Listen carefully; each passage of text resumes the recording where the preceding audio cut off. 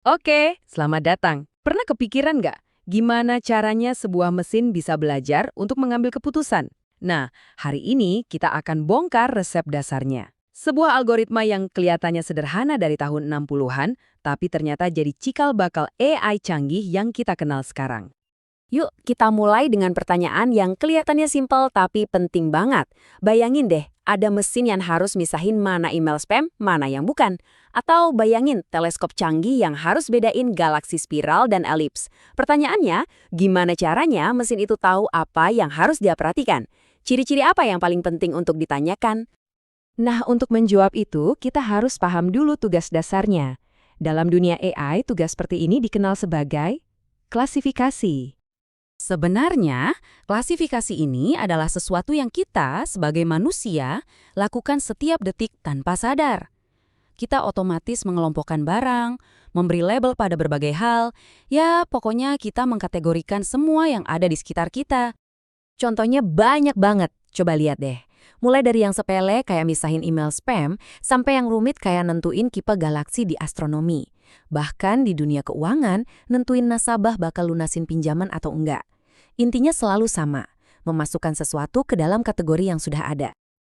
Jadi, kalau kita formalkan sedikit, inilah yang para data scientist sebut sebagai klasifikasi. Tujuannya, bikin sebuah model atau program pintar yang bisa melakukan semua penyortiran ini secara otomatis. Dan yang paling penting, seakurat mungkin. Oke, tujuannya udah jelas. Pertanyaannya sekarang, gimana cara bikin modelnya? Ada nggak sih cara yang populer dan gampang dipahami? Ada. Bayangin aja kita lagi main tebak-tebakan. Kita bikin semacam diagram alur yang isinya cuma pertanyaan ya atau tidak yang sederhana. Nah, metode super efektif ini namanya adalah pohon keputusan atau yang sering disebut decision tree.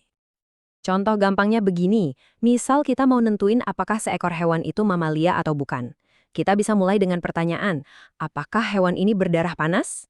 Kalau jawabannya tidak, ya udah jelas itu bukan mamalia. Selesai. Tapi kalau ya, kita lanjut ke pertanyaan berikutnya. Apakah dia melahirkan? Kalau ya, oke, itu mamalia. Kalau tidak, berarti bukan. Simpel kan? Kita cuma ngikutin alurnya sampai ketemu jawaban akhir. Tapi, nah ini dia pertanyaan jutaan dolarnya. Gimana caranya si mesin atau komputer tahu pertanyaan mana yang harus diajukan duluan? Kenapa harus tanya berdarah panas dulu, bukan melahirkan? Gimana caranya dia nentuin urutan pertanyaan paling efisien? Gimana pohon ini dibuat? Jawabannya ada di sebuah algoritma fundamental yang jadi cetak biru atau resep dasar untuk membangun pohon keputusan ini. Namanya adalah algoritma Hunt. Idenya itu sebenarnya elegan dan sederhana banget. Bagi dan taklukkan.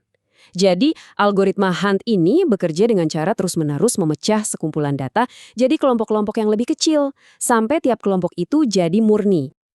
Prosesnya itu cuma 2 langkah simpel yang diulang terus. Atau kalau istilah kerennya, rekursif.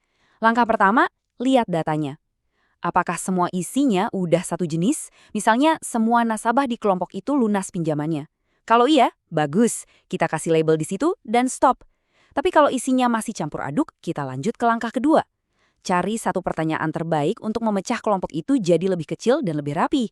Nah, setelah dipecah, kita ulangi lagi proses dari awal untuk tiap kelompok kecil yang baru terbentuk. Gitu aja terus. Oke, biar lebih kebayang, yuk kita lihat langsung gimana algoritma ini bekerja. Kita pakai contoh nyata ya, misalnya untuk memprediksi resiko gagal bayar pinjaman. Nah, ini data kita. Kita punya beberapa informasi tentang nasabah-nasabah sebelumnya, apakah mereka punya rumah, status perkawinannya, pendapatan tahunannya, dan yang paling penting, apakah mereka akhirnya gagal bayar atau enggak. Tugas si algoritma ini adalah belajar dari data historis ini untuk menemukan aturannya. Oke, langkah pertama. Di awal banget, semua data kita, 10 nasabah ini, berkumpul jadi satu di akar pohon. Jelas ya, kelompok ini masih campur aduk. Ada yang gagal bayar, ada yang enggak. Karena belum murni, kita harus cari cara untuk memecahnya. Nah, disinilah keajaibannya. Algoritma ini ngecek semua kemungkinan pertanyaan dan nemuin yang terbaik.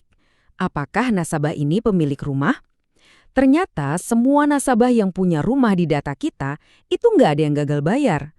Wow, berarti cabang iya punya rumah ini langsung jadi murni. Nggak perlu dipecah lagi. Cabang ini selesai. Oke, satu cabang udah beres. Sekarang algoritma fokus ke sisanya, yaitu kelompok yang nggak punya rumah. Di sini datanya masih campur aduk, jadi prosesnya diulang. Cari pertanyaan terbaik untuk kelompok ini. Dan ketemulah status perkawinan. Ternyata pertanyaan ini bisa misahin lagi datanya dan menciptakan kelompok murni yang baru. Dan akhirnya, untuk sisa data yang masih campur aduk, algoritma ini melakukan satu pemecahan terakhir, kali ini berdasarkan pendapatan tahunan.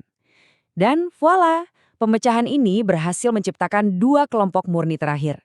Sekarang semua ujung cabang atau daun dari pohon kita udah murni. Artinya pohon keputusan kita sudah selesai dibangun. Tentu aja contoh barusan itu kan kelihatan mulus banget ya. Di dunia nyata, data itu lebih berantakan. Jadi, untuk membangun pohon keputusan yang andal, ada beberapa tantangan praktis yang harus diatasi. Ada dua pertanyaan besar yang harus dijawab.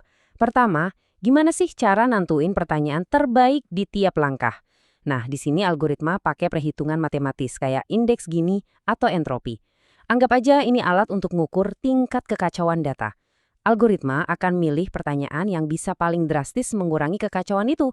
Pertanyaan kedua adalah, kapan kita harus berhenti mecah data? Kalau berhenti kecepatan, pohonnya jadi terlalu simpel dan gak akurat. Tapi kalau kelamaan, bisa-bisa pohonnya jadi terlalu rumit dan malah belajar dari noise atau kebetulan-kebetulan di data, bukan pola yang sebenarnya. Selain itu, algoritma yang bagus juga harus siap sama kondisi-kondisi aneh. Misalnya, gimana kalau setelah dipecah, ada satu cabang yang nggak ada datanya sama sekali? Atau gimana kalau ada dua data yang atributnya sama persis tapi hasilnya beda? Nah, algoritma ini punya aturan-aturan simpel tapi cerdas untuk menangani kasus-kasus kayak gitu, yang bikin dia jadi lebih kuat pas dihadapkan sama data dunia nyata. Jadi, intinya apa? Logika yang kelihatannya sederhana ini, logika memecah data secara berulang atau rekursif, ternyata adalah salah satu fondasi paling dasar dari machine learning.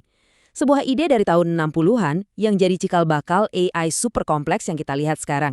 Ini bikin kita mikir ya, kira-kira aturan sederhana apa lagi ya yang mungkin jadi dasar dari sistem-sistem cerdas yang jauh lebih kompleks di masa depan?